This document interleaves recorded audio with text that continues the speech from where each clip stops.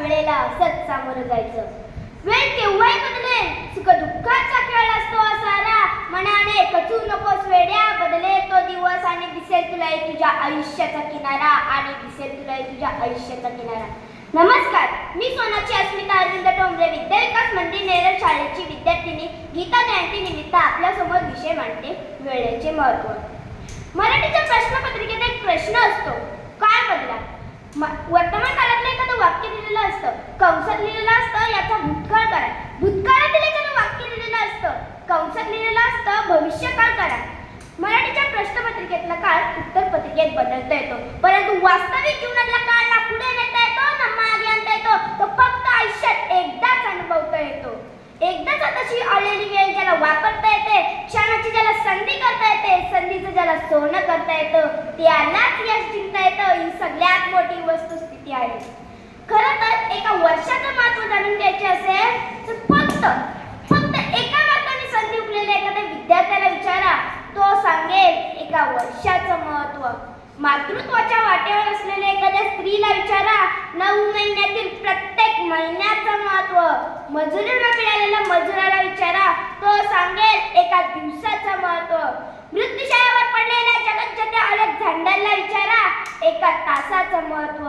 जो मला फक्त आणखी 1 तास जगू द्या अशी केविलवाणी आर्तता करीत होता. आणि एका सेकंदाचं महत्त्व जाणून घ्यायचे असेल तर जाऊन विचारा त्या वांगणी स्टेशनवर जीव वाचवलेल्या त्या मयूरदादा शेळके आणि त्या निष्पाप जीवाला. ते सांगतील एका सेकंदाचं महत्त्व. आणि मग सेकंद, मिनिट, तासाचं, दिवसाचं मोल जर एवढं असेल तर आमच्या वाट्याला आलेल्या आयुष्याचं मोल आणि महत्त्व किती असेल हे आम्हाला लक्षात घेता आलं पाहिजे. ज्याला स्वतःच्या आयुष्याचं मोल कळालं तर त्याच्या भविष्याचं महत्त्व उमगलं. ही सगळ्यात मोठी वस्तुस्थिती आहे. तुम्हाला माहिती आहे चंद्रावर पहिलं पाऊल टाकणाऱ्या मानवाचं नाव काय? नील आर्मस्ट्रॉंग. मला सांगा, खरंच नील आर्मस्ट्रॉंगच चंद्रावर पहिलं पाऊल टाकणार होता का? उत्तर आहे नाही. नासाचे अपोलो यान चंद्रावर पोहोचले. ते यानाचा प्रमुख पायलट होता एडविन ऑल्ड्रिन आणि को पायलट होता नील आर्मस्ट्रॉंग. ज्यावेळी ते यान चंद्रावर पोहोचले त्यावेळी नासाच्या स्पेस सेंटरमधून पहिला संदेश आला, पायलट फर्स्ट. आता पायलट फर्स्ट म्हटल्याबरोबर एडविन ऑल्ड्रिन ताडकन उठला आणि निघाला. परंतु चंद्रावर पाऊल टाकायच्या अगोदर त्याच्या डोक्यात विचार आला की मी जर चंद्रावर पाऊल टाकलं आणि माझं काही बरं वाईट झालं तर, असा विचार तो करत राहिला. तोपर्यंत नासाच्या स्पेस सेंटरमधून दुसरा संदेश आला, को पायलट नेक्स्ट. आता को पायलट नेक्स्ट म्हटल्याबरोबर नील आर्मस्ट्रॉंग पुढे झाला आणि त्याने चंद्रावर पहिलं पाऊल टाकलं.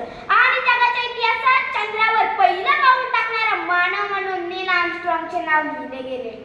एडविन ऑल्ड्रिनकडे एक शब्द होती, एडविन ऑल्ड्रिनकडे गुणवत्ता होती, एडविन ऑल्ड्रिनकडे अनुभवही होता.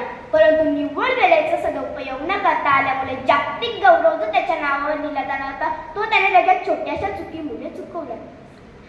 दुसऱ्या महायुद्धात बेचिराख झालेल्या जपाननं अवघ्या काही वर्षातच पुन्हा भरारी घेतली आणि स्वतःचे बलाढ्यपण सिद्ध केलं.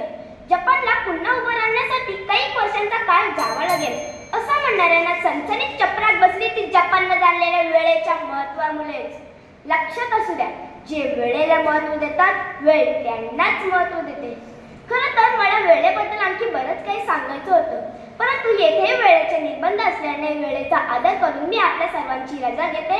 धन्यवाद.